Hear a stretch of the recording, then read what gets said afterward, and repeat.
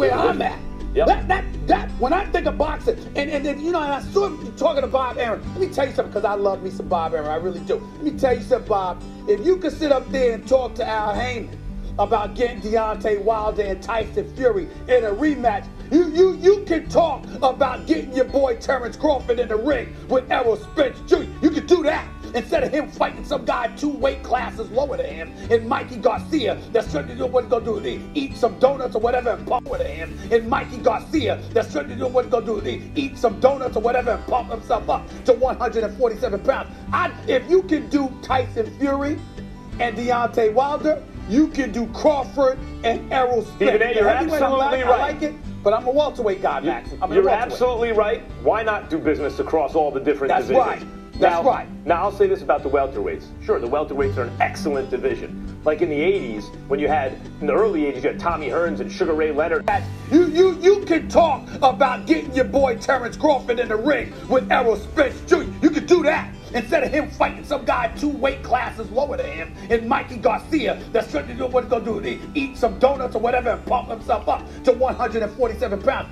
If you can do Tyson Fury and Deontay Wilder, you can do Crawford and Errol Spence. You're absolutely right. I like it, but I'm a welterweight guy, Max. You're absolutely right. Why not do business across all the different... I'll say this about the welterweights. Sure, the welterweights are an excellent division. Like in the 80s, when you had, in the early 80s, you had Tommy Hearns and Sugar Ray Leonard and Wilfred Benitez and Roberto Duran. The welterweights. Sure, the welterweights are an excellent division. Like in the 80s, when you had, in the early 80s, you had Tommy Hearns and Sugar Ray Leonard and Wilfred Benitez and Roberto Duran. Golden era of welterweights, and it was an amazing time. But whenever the heavyweights have the action, it's always the best for boxing. The big boys are the best. When that's going strong, boxing is at its biggest, if not best. And I want to say something about Tyson Fury. He's not a big puncher, but you know who can be big attractions when they're not big personality.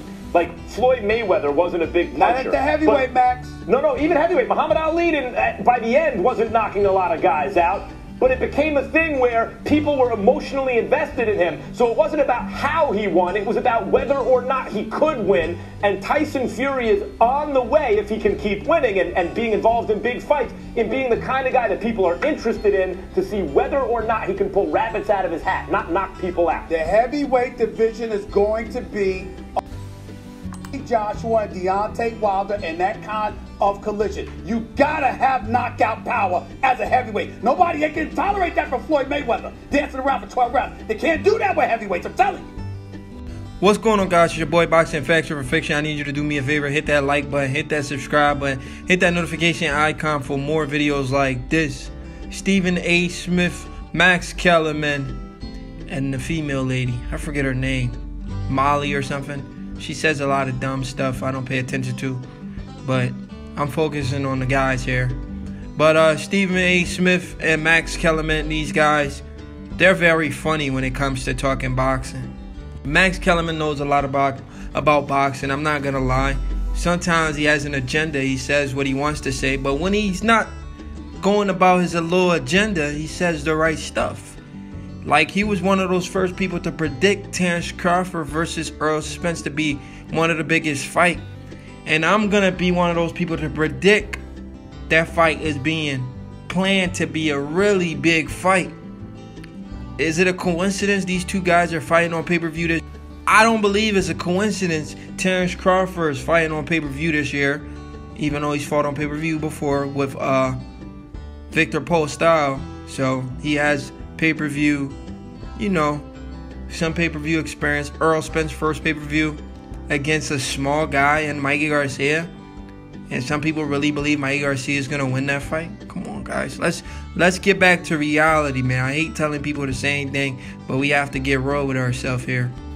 But looks like Stephen A. Smith had a lot to say about Mikey Garcia, man. He said Mikey Garcia looks like a guy that eats a lot of donuts and blow up.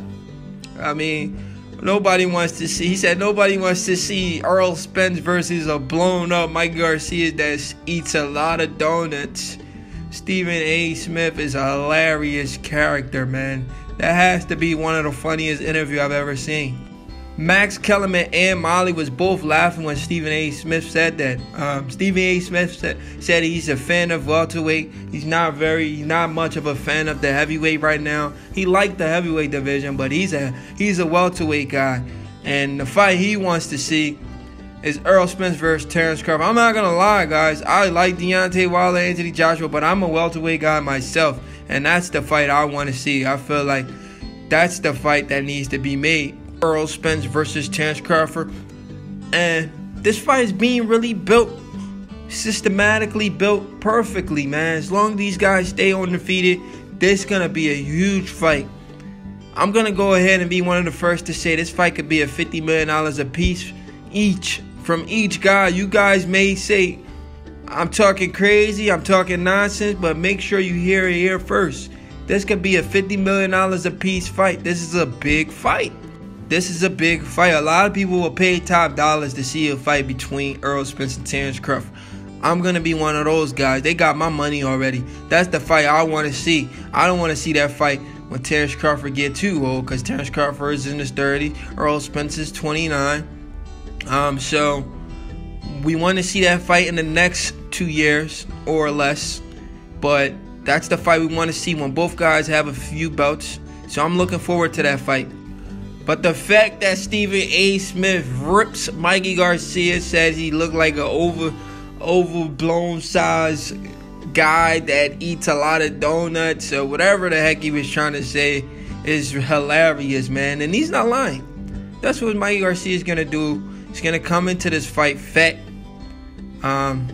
He looks fat in every fight he goes into. I mean, we see his belly. We see his midsection area. Maybe this is why a lot of guys underestimate Mikey Garcia, because he comes into a lot of fight fat.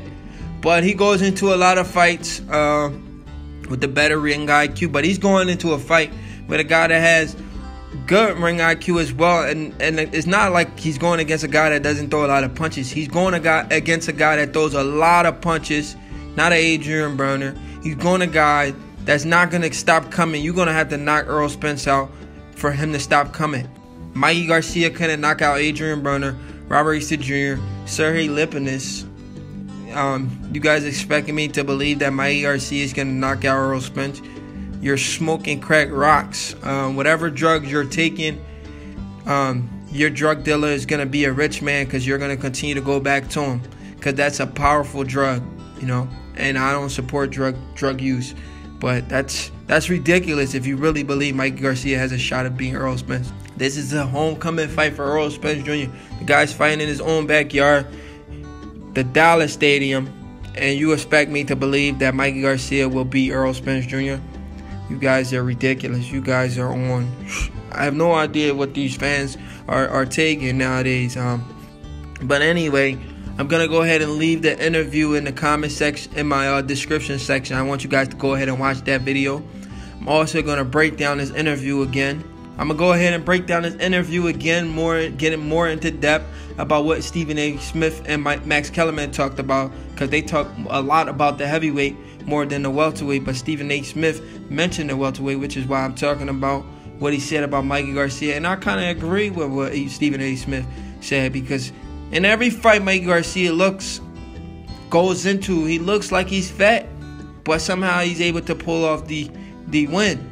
But he looks fat. He doesn't look in shape. I mean, so it looks like Mikey Garcia probably will be eating a lot of donuts, like Stephen A. Smith said, for this fight, to blow up, to fight a big guy in Errol Spence Jr. But those donuts are not going to help Mikey Garcia. Mikey Garcia will get crushed in this fight. His eye socket will be broken. His ribs will be broken. Mikey Garcia may leave on a stretcher in this fight, guys. I'm being serious. Mikey Garcia may leave on a stretcher. Errol Spence is going to stretch this guy. Errol Spence is going to stretch this little guy moving up 2 weight classes, daring to be great. Nobody asked him to be great. He should have stayed at 135 and have a huge fight with Vasily Lomachenko. In a fight he has a better chance in winning than a fight with Errol Spence Jr. when we all know he's not beating Errol Spence Jr. Errol Spence Jr. is pretty much unbeatable at welterweight. Only guy that can possibly beat Errol Spence Jr. is Terrence Crawford. Errol Spence is freaking unbeatable at welterweight. Man, There's nobody at welterweight that can challenge Errol Spence Jr. But Mikey Garcia want to move up from 135 to challenge Errol Spence Jr. You want to tell me Mikey Garcia beats all the top welterweight as well right now? That's what I want you fans to answer these questions. Do Mikey Garcia beat all the top welterweights right now? If not, then why is he fighting Errol Spence Jr.? Why the heck is Mikey Garcia fighting Errol Spence Jr. if you guys don't believe he beats every single welterweight, the top welterweight right now? Do you honestly believe that Mikey Garcia can beat every single top welterweight in the world right now? Do you guys really believe that? If you don't believe that, then you know Mikey Garcia is doing a suicide mission and he's going to get bodied in this fight. But do me a favor, hit that like button, hit that subscribe button for more.